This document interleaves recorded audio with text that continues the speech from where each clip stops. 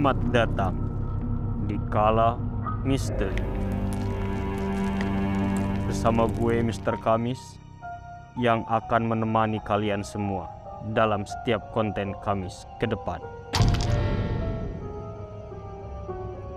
Kalau kalian tahu tentang keganasan pasukan samurai di Jepang saat mereka akan membunuh orang-orang,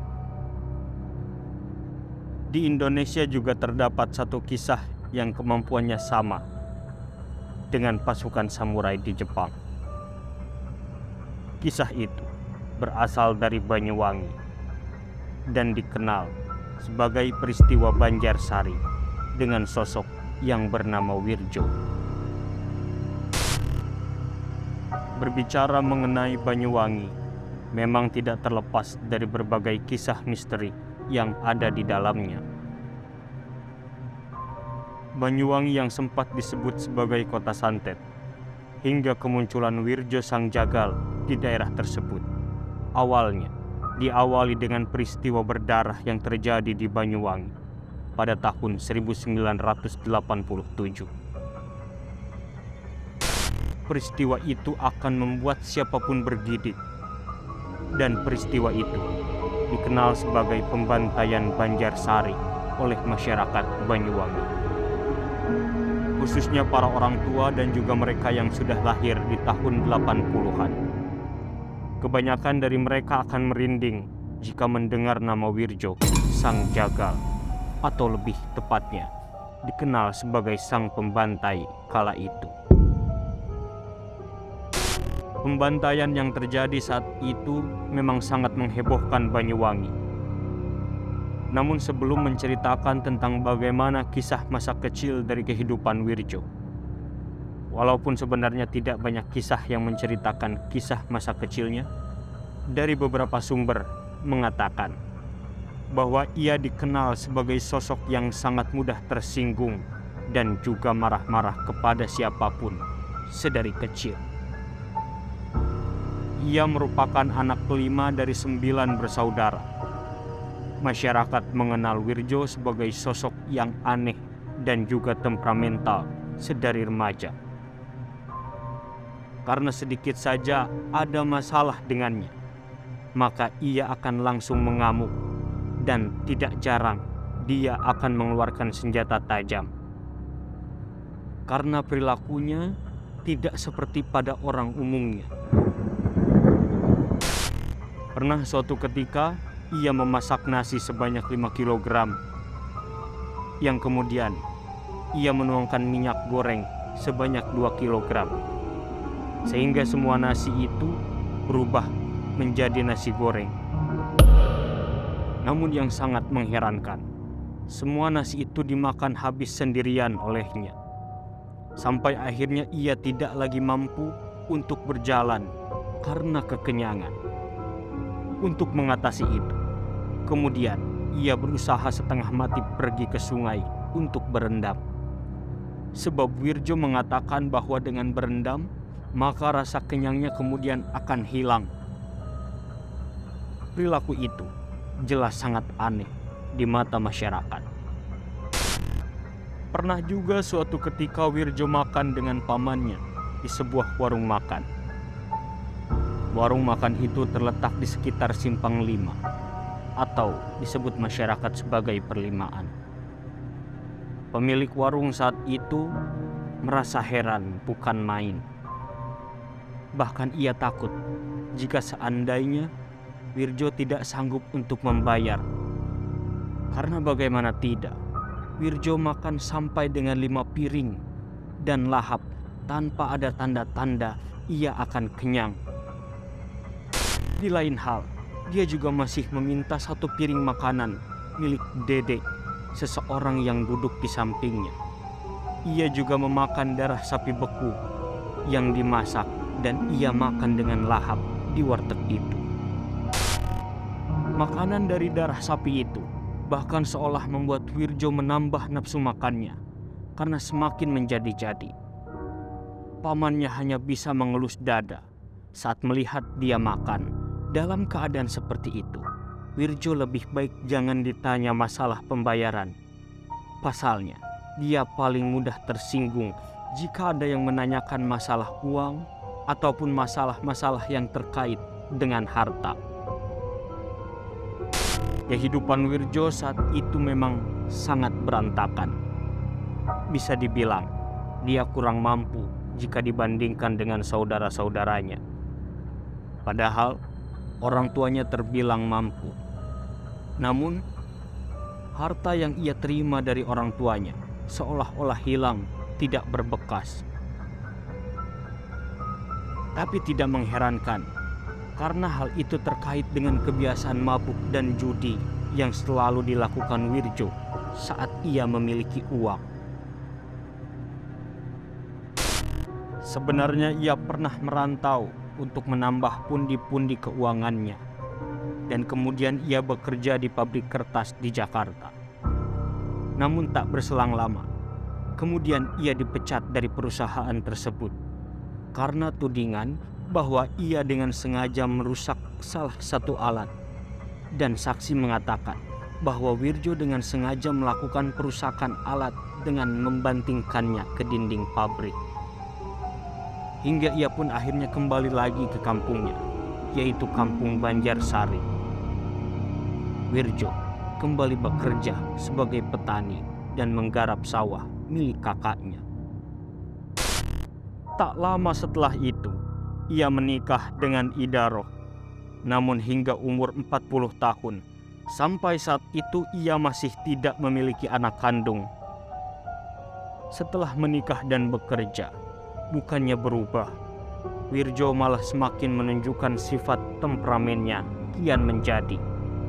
Teman-teman Wirjo sudah hafal betul agar tak salah ucap di depan Wirjo, karena bisa-bisa ia akan naik pitam dan mengeluarkan senjata tajam jika ia tersinggung.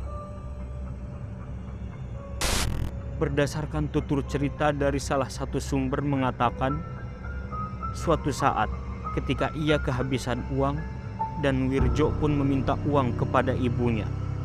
Namun saat itu, ibunya tidak menyanggupi permintaannya. Seketika itu, Wirjo pun langsung naik pitam dan hampir menusuk ibunya dengan sebuah keris. Sikapnya sungguh di luar nalar. Ia juga kerap membawa sabit atau celurit. Namun, sebenarnya alat yang dibawanya sedikit agak panjang. Masyarakat Banyuwangi lebih mengenalnya dengan nama jombret. Jombret sendiri memiliki bentuk yang lebih panjang dari celurit. Namun, di bagian ujungnya sedikit melengkung dan biasanya digunakan untuk mencari rumput oleh masyarakat lokal. 2 hari sebelum peristiwa itu terjadi, Sutejo yang merupakan paman dari Wirjo sempat melihat Wirjo sedang mengasah jombretnya. Kemudian ia bertanya, untuk apa ia mengasah itu? Kemudian Wirjo menjawab dengan singkat, bahwa jombret itu akan digunakan untuk menjaga diri.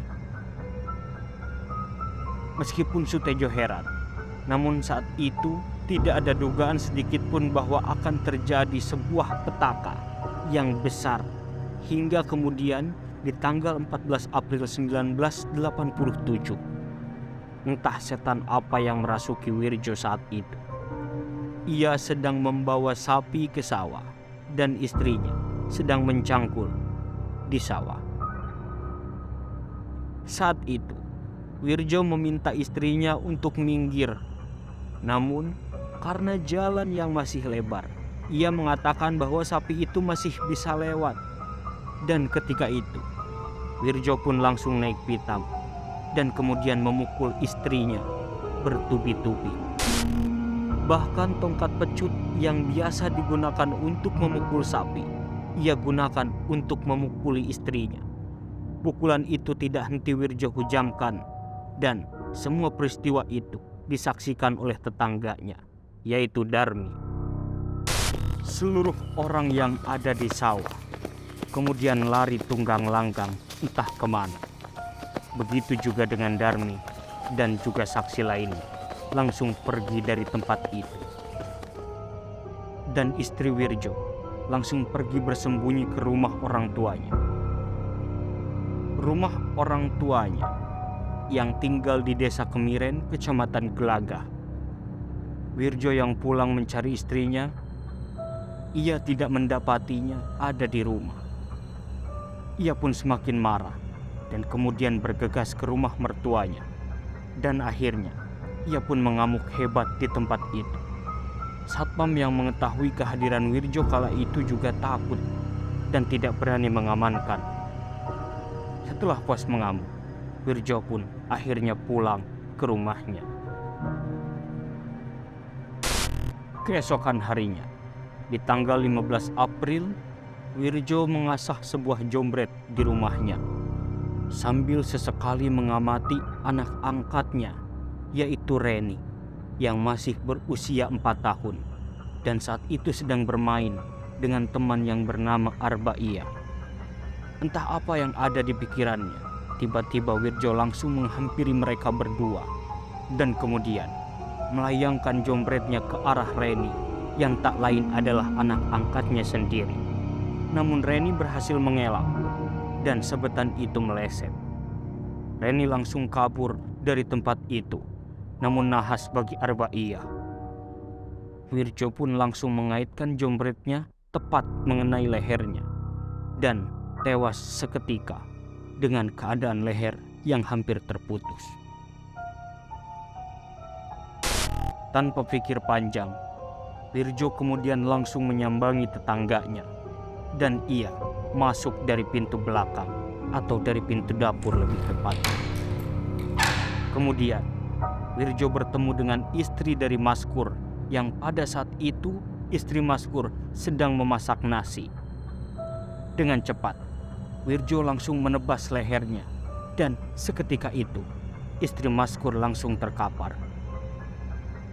Maskur yang melihat istrinya sudah tersungkur langsung maju dan menyerang Wirjo. Namun Maskur yang sudah berusia 80 tahun tidak memberikan perlawanan yang berarti. Seketika itu dengan cepatnya Wirjo langsung menebas leher dari Maskur dan Maskur pun langsung tersungkur. Setelah dari rumah Maskur, Wirjo kembali menebar teror kepada siapa saja yang ditemuinya. Layaknya orang kesurupan, ia pun berteriak dan berlari ke arah sawah. Orang-orang yang melihatnya masih belum tahu apa yang akan dilakukan Wirjo. Begitu juga dengan orang-orang di sawah yang kala itu masih terpaku diam. Wirjo kemudian langsung menyabetkan jombretnya kepada siapa saja yang bisa dijangkaunya. Beberapa orang ada yang tersungkur di sawah, namun yang lainnya juga banyak yang selamat. Mereka berteriak saat itu. Para lelaki kemudian mencari Wirjo ramai-ramai untuk menangkapnya. Namun yang mereka temukan hanyalah mayat dari korban Wirjo. Banyak korban yang tumbang di sawah. Salah satunya adalah Bu Isa yang saat itu sedang membersihkan rumput. Ia terlihat sudah terbujur kaku di pematang sawah. Saksi lain mengatakan bahwa mereka melihat Wirjo berjalan ke arah barat dan sambil mengayunkan jombretnya. Wirjo kemudian bertemu dengan Istianah, anak pelajar SMP yang masih berumur 15 tahun. Wirjo pun langsung mengejarnya. Istianah yang berusaha berlari sambil berteriak histeris. Namun pada akhirnya dia pun terkena sabetan dari jombret Wirjo. Dan Istianah pun tewas seketika dengan bersimbah darah. Di tempat lain juga ditemukan 2 jasad, yaitu Mbah Suwendah 73 tahun dan juga Mbah Taman 75 tahun. Dengan keadaan leher mereka juga menganga seperti korban yang lainnya. Sehingga kemudian salah satu anggota Kamra atau keamanan rakyat berpapasan dengan Wirjo di persimpangan jalan. Melihat Wirjo yang bersimbah darah, mereka langsung menjaga jarak. Namun Wirjo dengan tiba-tiba menyerang dan mengayunkan jombretnya. Anggota Kamra yang pintar silat pun bisa menepis dan selamat. Akan tetapi, dua jarinya hilang tersabet jombret Wirjo. Lalu akhirnya mereka pun mengambil jurus langkah 1000 dengan mencari bantuan lainnya. Sedangkan Wirjo terus melanjutkan terornya. Korban tumbang di mana-mana yang totalnya mencapai 32 orang. 18 orang tewas di tempat, 2 orang meninggal di RS Panembangan. Sisanya luka serius akibat sabetan dari jombret Wirjo. Penduduk desa Banjarsari benar-benar dibuat ketakutan karena hingga malam hari Wirjo belum juga kunjung ditemukan dan kemungkinan masih berkeliaran mencari mangsa lainnya. Hingga seorang pemanjat kelapa melapor kepada Sutejo, pamannya Wirjo. Dan saat itu, ia mengatakan bahwa ia melihat Wirjo di daerah sungai dan masuk ke daerah Dusun Delik, Desa Kemiren. Sutejo bersama polisi dan juga tentara. Mereka semua menyisir daerah tersebut. Dan di sanalah, kemudian keponakannya itu ditemukan sudah tidak bernyawa, dengan posisi menggantung diri. Ia mengenakan celana pendek tanpa baju dan kakinya terpendam di aliran air sungai. Namun, ketika para polisi menurunkannya, kakinya masih sempat bergerak. Dan seketika itu juga, para polisi langsung tunggang langgang. Rupanya, saat Wirjo sudah meninggal pun masih juga ditakuti. Hingga saat itu, sebagian masyarakat belum sepenuhnya percaya kalau Wirjo itu sudah mati. Mereka meyakini bahwa Wirjo itu kebal dan sangat susah mati. Dan beberapa fakta aneh yang terjadi saat itu. Pertama, polisi yang seharusnya menolong masyarakat malah justru kecelakaan dan sampai menimbulkan korban jiwa pada saat itu. Ambulan yang seharusnya mengevakuasi juga kecelakaan, sehingga pada saat itu tidak ada bala bantuan yang datang. Wirjo juga meminum darah korban pertamanya, yaitu Arbaiyah, yang berusia 4 tahun.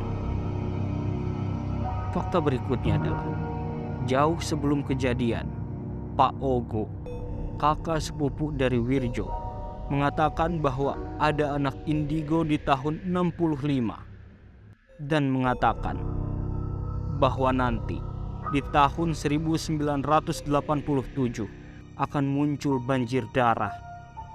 Dan ternyata peristiwa itulah yang terjadi. Bahkan saksi dari saudaranya mengatakan bahwa Wirjo puasa selama 40 hari sebelum akhirnya melakukan perbuatan sadis itu. Itulah sosok Wirjo yang dikenal sebagai jagal dari Banjarsari, Banyuwangi. Untuk kalian, jangan lupa like, comment, and subscribe channel Kala Kreatif. Gue Mr. Kamis, sampai jumpa dalam konten Kamis ke depan.